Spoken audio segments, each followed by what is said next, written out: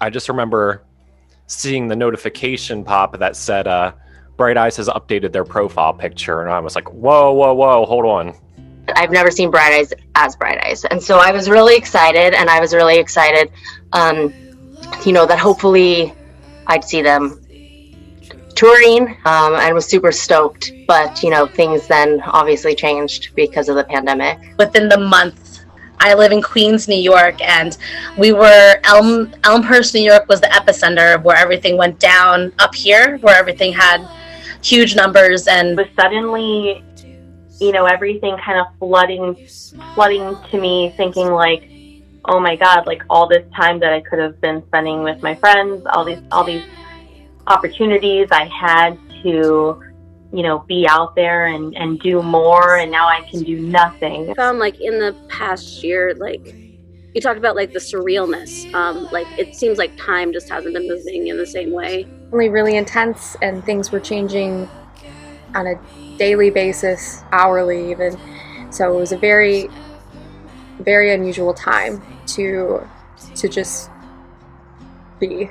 During the pandemic, was seeking out music that expressed the emotion of loneliness.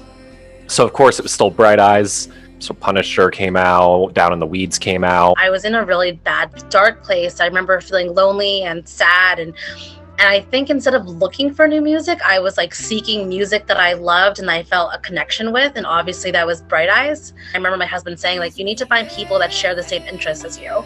And I don't know why it never dawned on me to ever search for that. So I never was really that active on Facebook or really that active on my personal Instagram.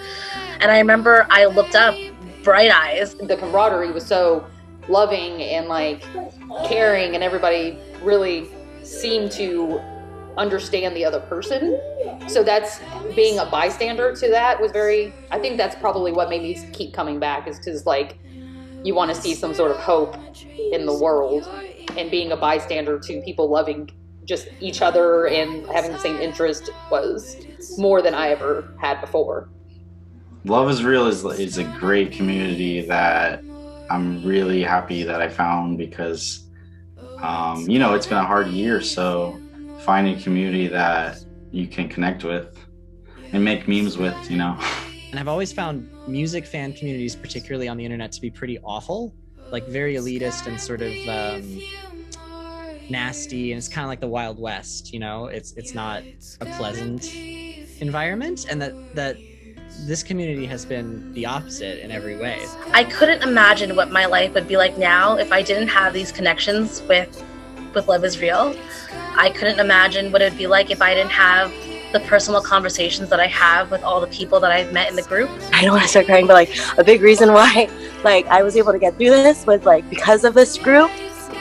Listening as a community, and all of us listening together and sharing those moments, it meant a lot to me.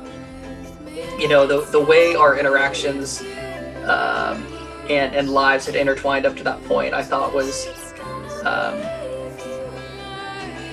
really, really hard to grasp, but meaningful in a way that I think is really special to all of us.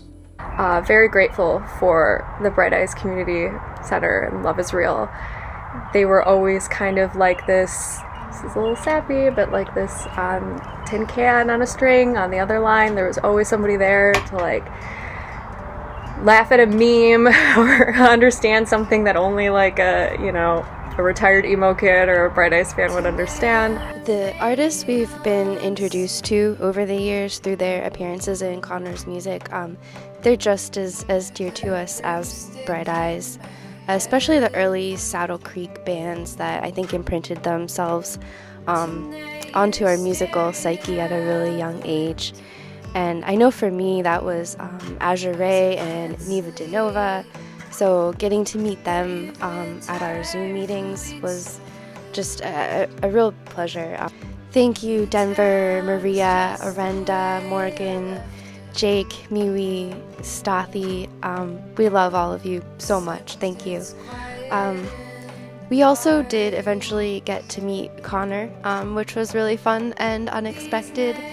I think what impacted me emotionally the most from that, though, was seeing these people who have become my friends. They've been through so much. I mean, we've all been through so much. But to see their reactions in that moment, I've never felt such a happiness and I think like a really distilled form of just love. Like it was great, and feelings like that are really scarce right now. So I think they stand out to us. Thank you, Miwi Lalupa. Thank you, Miwi. Thanks for coming out. We love you, Miwi.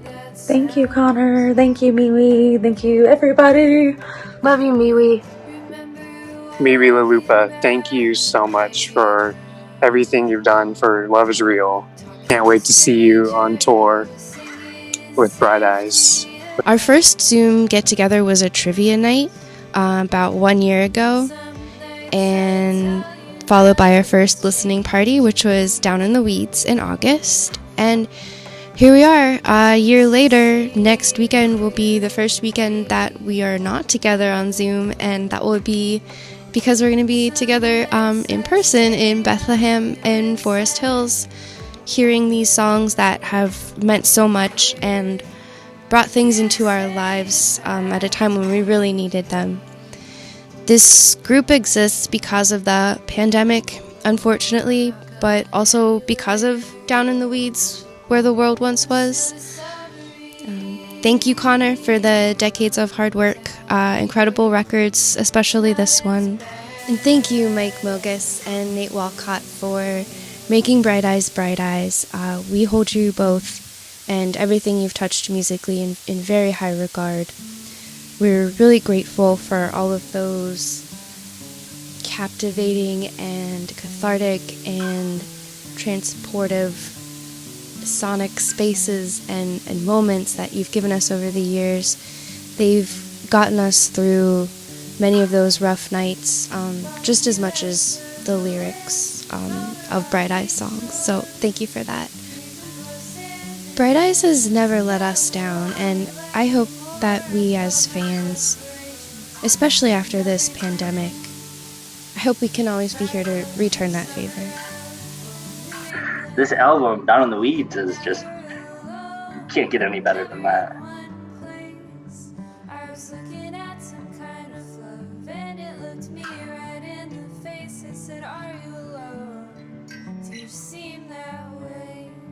I said it's in my nature, man, although it changed.